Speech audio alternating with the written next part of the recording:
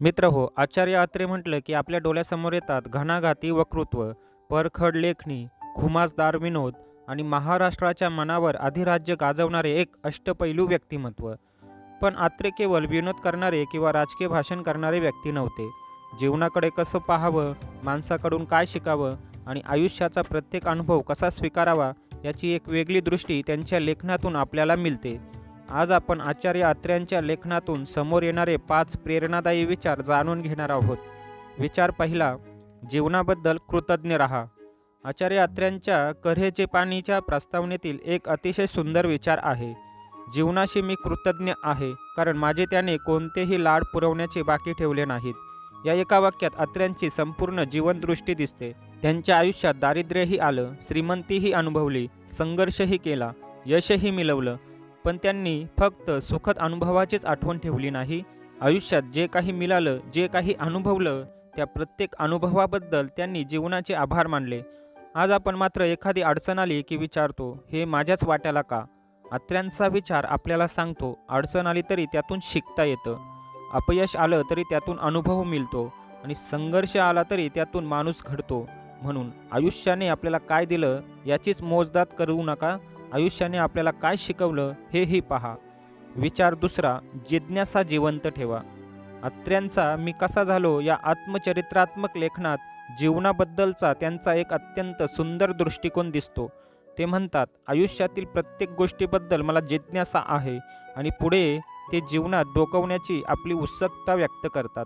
हा विचार आजच्या काळातही तितकाच महत्त्वाचा आहे. लहान मुलं सतत प्रश्न विचारतात, हे काय, असं का, हे कसं होतं?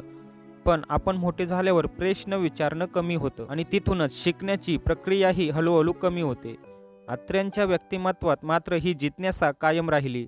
साहित्य, शिक्षण, नाटक, पत्रकारिता, चित्रपट, समाजजीवन वेगवेगळ्या क्षेत्रांकडे त्यांनी उत्सुकतेने पाहिलं. म्हणूनच वय वाढलं म्हणून जिज्ञासा कमी होऊ देऊ नका.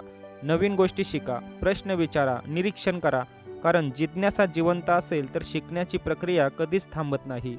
विचार तिसरा, जीवनाचा प्रवास रमत गमत जगा. अत्र्यांनी स्वतःच्या जीवनाकडे पाहताना एक सुंदर उपमा दिली आहे.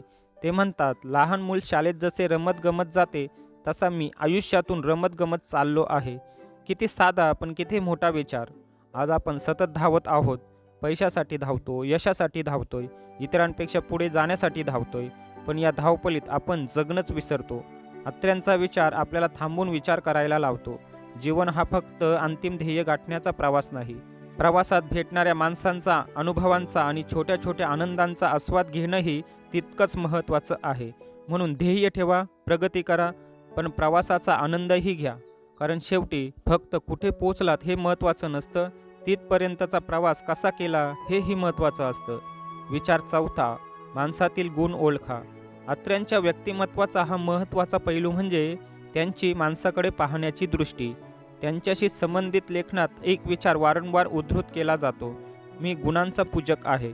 हा विचार आपण आजच्या जीवनात सहज वापरू शकतो. आपल्याला दुसऱ्यांच्या चुका पटकन दिसतात, पण त्यांच्या गुणांकडे आपण किती वेळा पाहतो? एखादा माणूस आपल्यापेक्षा वेगळा असू शकतो, त्यांची मतं वेगळी असू शकतात, पण त्यांच्यात एखादा चांगला गुण असेल तर तो ओळखण्याची दृष्टी आपल्यात असायला हवी. कारण दुसऱ्यांच्या गुणांची कदर करणं म्हणजे स्वतःचं मोठेपण कमी करणं नाही, उलट ते आपल्या मनाचं मोठेपण दाखवतं. म्हणून माणसांमध्ये दोष शोधण्याआधी त्यांच्यातला एखादा चांगला गुण शोधण्याचा प्रयत्न करा. विचार पाचवा, आपल्या मातीचा अभिमान बाळगा. आचार्य अत्र्यांच्या कऱ्हेचे पाणीमधून त्यांच्या महाराष्ट्र प्रेमाची तीव्र भावना स्पष्टपणे दिसते. ते लिहितात, महाराष्ट्राचा मला प्रखर अभिमान आहे. हा अभिमान म्हणजे दुसऱ्याचा तिरस्कार नव्हे, तर आपल्या मातीशी असलेलं नातं, आपली भाषा, आपली संस्कृती, आपला इतिहास, आपली माणसं यांच्याबद्दल मनात असलेली आत्मीयता. आज आपण जगाच्या कोणत्याही कोपऱ्यात जाऊ शकतो, नवीन भाषा शिकू शकतो, नवीन तंत्रज्ञान स्वीकारू शकतो, जगाशी जोडले जाऊ शकतो, पण आपली मुले कुठे आहेत हे विसरू नये. कारण आधुनिक होणं म्हणजे आपली संस्कृती विसरणं नव्हे, उलट जगासोबत चालताना आपल्या मातीशी नातं जपणं हीच खरी समृद्धी आहे. मित्रांनो, आचार्य अत्र्यांच्या या विचारांकडे पुन्हा एकदा पाहूया. पहिला, जीवनाबद्दल कृतज्ञ राहा. दुसरा, जिज्ञासा जिवंत ठेवा. तिसरा, जीवनाचा प्रवास रमतगमत जगा. चौथा, माणसातील गुण ओळखा. आणि पाचवा, आपल्या मातीचा अभिमान बाळगा. अत्र्यांचं आयुष्य आपल्याला एक गोष्ट नक्की शिकवतं, जीवन फक्त जगायचं नसतं, ते समजून घ्यायचं असतं, अनुभवाचं असतं आणि त्याबद्दल कृतज्ञही राहायचं असतं. त्यांच्या लेखनातील हा दृष्टिकोन आजच्या पिढीलाही तितकाच उपयोगी आहे. म्हणूनच आचार्य अत्रे आजही आठवले जातात, केवळ त्यांच्या विनोदासाठी नाही, केवळ त्यांच्या लेखणीसाठी नाही, तर जीवनाकडे पाहण्याच्या त्यांच्या वेगळ्या दृष्टीसाठीही. मित्रांनो, हा व्हिडिओ तुम्हाला आवडला असेल तर संस्कृती दर्शनला सबस्क्राईब करा आणि आचार्य अत्र्यांचा एखादा विचार तुम्हाला विशेष आवडला असेल तर तो कमेंट्समध्ये नक्की लिहा.